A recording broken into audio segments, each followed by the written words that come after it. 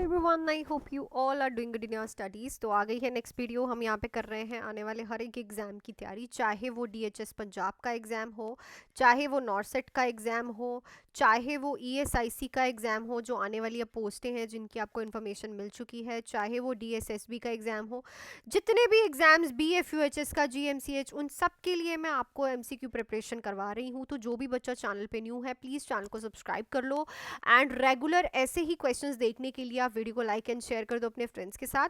And अगर कोई भी बच्चा जुड़ना चाहता है, बैचेस ज्वाइन करना चाहता है, तो अभी अभी बैच ज्वाइन कर सकता है। देखो, डीएसएसबी एंड जो डीएचएस पंजाब है, ठीक है, डीएचएस पंजाब है, इन दोनों का जो क्रैश कोर्स है वो 999 में स्टार्ट हो गया है, जिसमें आपको एमसीक्यूज करवाऊंगी, इंपॉर्टेंट टॉपिक, टेस्ट सीरीज सब करवाया जाएगा नर्सिंग का।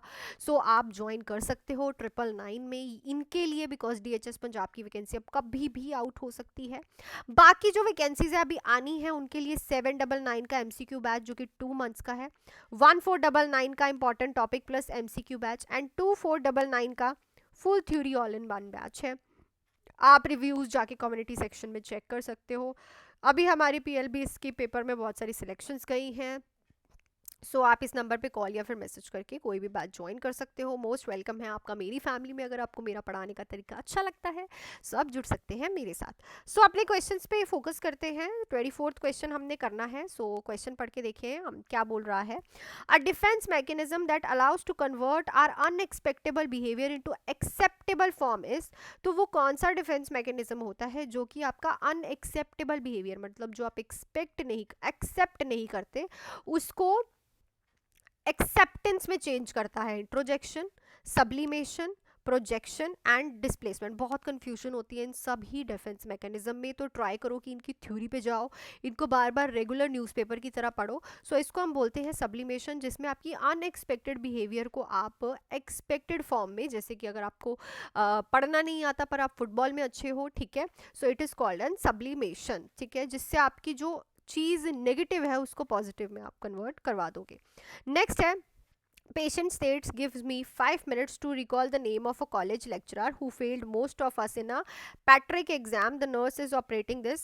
So देखो, अगर एक पेशेंट बोलता है कि मुझे ज़रा 5 मिनट दो, मैं ज़रा उस लेक्चरर का नाम याद कर लूँ जिसने मुझे इस एग्ज़ाम में फेल किया था, तो इट मीन्स पेशेंट जो है अपने कौन से माइंड को ऑपरेट कर रहा है। बहुत ही अच्छा क्वेश्चन है। Self conscious self, conscious self, subconscious, unconscious, super ego. So जो चीज़ें आपको याद करनी पड़ती है थोड़ी देर के लिए उनको बोलते हैं सब कॉन्शियसनेस, ठीक है। कॉन्शियस तो आपको एकदम से पता चल जाती है, आपको टाइम लेने की जरूरत नहीं। पर लो जो आपको यार मुझे याद नहीं आ रहा, मेरे मुंह पे तो है पर याद नहीं आ रहा, दैट इज योर, आप अपना ऑपरेट कर रहे हो सबकॉन्शियस माइंड को। अनकॉन्शियस होता है जो चीज़ें आपने कभी ना कभी की हुई, जैसे 10 दिन पहले आपने क्या खाया था, ये सब चीज़ें भी आपके माइंड में होती है बट ये आप रिकॉल नहीं कर पाते, ठीक है। सो बहुत इंपॉर्टेंट ये चीज़ है। क्वेश्चन अच्छा था, सबकॉन्शियस माइंड। नेक्स्ट है, nurse admitting to a patient receiving electroconvulsive therapy in a psychiatric department should ensure the compliance of all of the following except.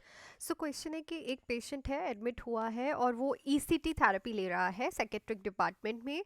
सो कौन सी चीज़ों का कंप्लाइंस मतलब प्रॉपर होनी चाहिए, कौन सी चीज़ प्रॉपर होनी चाहिए जिस के लिए आप इंश्योर करोगे एक्सेप्ट, ठीक है। सो एक्सेप्ट लिखा है, ध्यान रखना कौन सी चीज प्रॉपर होनी चाहिए इनमें से एक्सेप्ट जो नहीं होनी चाहिए।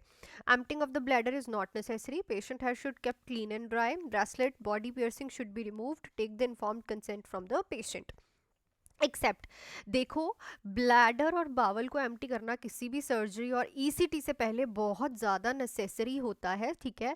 सो एक्सेप्टेंस में ये ऑप्शन आएगा, बिकॉज एक्सेप्ट दिस सारी चीज़ें होनी चाहिए, इंश्योर होनी चाहिए, और बावल एंड ब्लैडर भी नेसेसरी है एम्प्टी करना, ठीक है, क्योंकि पेशेंट को इलेक्ट्रोकन्वल्सिव थेरेपी होती है। देयर इज़ अ चांसेस कि पेशेंट जो है यूरिन और ब्लैडर, यूरिन और स्टूल पास कर दे बिटवीन द प्रोसीजर और मेस हो जाएगा। सो इसलिए ये भी इंपॉर्टेंट है। क्वेश्चन का एक्सेप्ट जहाँ लिखा होता है ना, ये क्वेश्चंस बहुत खराब करते हैं। सो ध्यान से सुनना है इन चीज़ों को।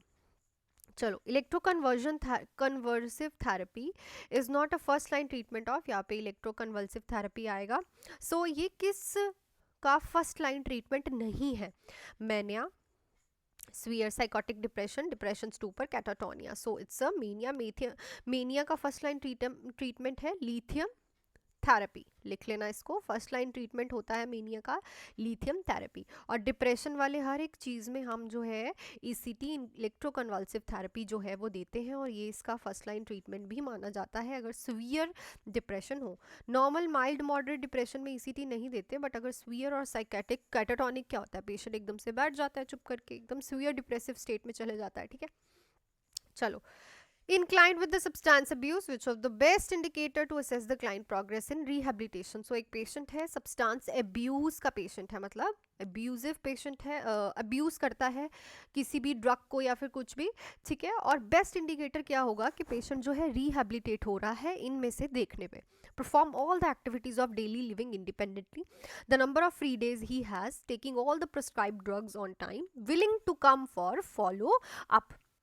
सो सबसे बेस्ट होता है वो कितने दिन जो है विदाउट अब्यूजिंग एनीथिंग, ठीक है, किसी भी ड्रग को लिए रह रहा है, कितने डेज फ्री वो इन सब चीज़ों को लेके रह रहा है। अगर कोई अल्कोहल वाला भी है तो वो महीना रह लिया, 15 दिन रह लिया, ये सबसे ज़्यादा अच्छा देखने को मिलता है। बेस्ट इंडिकेटर होता है कि उसका जो प्रोग्रेस है रिहेबिलिटेशन में वो कितना अच्छा हो रहा है। साइकेट्रिक एक इम्पोर्टेंट सब्जेक्ट है, ठीक है। ये जो सब्जेक्ट है इसमें से बहुत क्वेश्चंस आते हैं, आपने देखा ही। BFEHS का तो फेवरेट है साइकेट्रिक, ठीक है।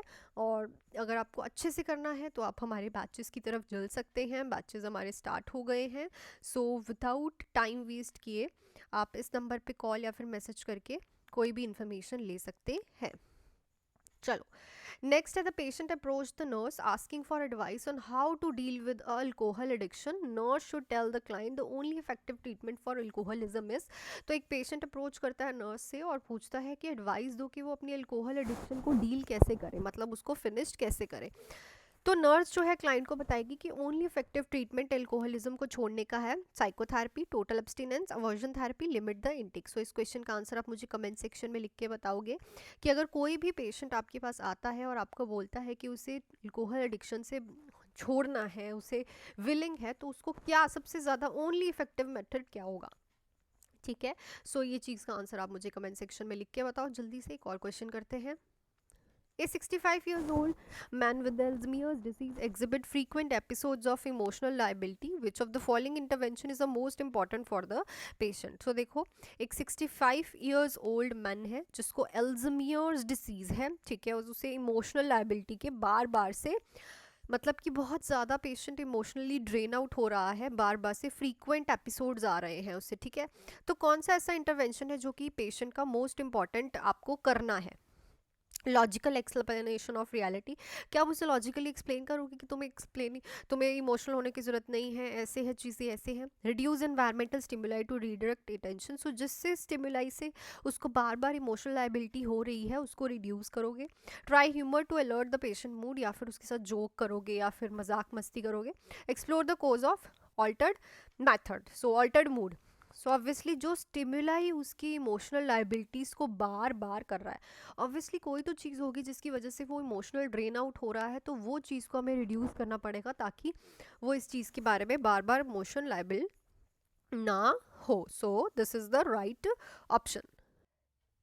सो नेक्स्ट क्वेश्चन पे चलते हैं हम लोग। सो क्वेश्चन देखो हमारा क्या कह रहा है। 30-year-old manic patient was prescribe for haloperidol 1 week back for last 2 days. He has become restless and kept pacing in the room for a day. And on examination, he has found to have a tremor of hands, also likely suffering from। तो 30 years old का patient है, ठीक है, उसको हेलोप्रिडोल prescribe हुई है, mania का patient है। 1 week से उसको हेलोप्रिडोल चल रही है। 2 दिन से क्या हो रहा है कि पेशेंट बहुत ज़्यादा रेस्टलेस है, ठीक है, बार बार इधर उधर घूम रहा है अपने रूम में, पेसिंग कर रहा है, और एग्जामिनेशन पे आपने देखा कि उसके हैंड्स में ट्रेमर भी हो रहे हैं।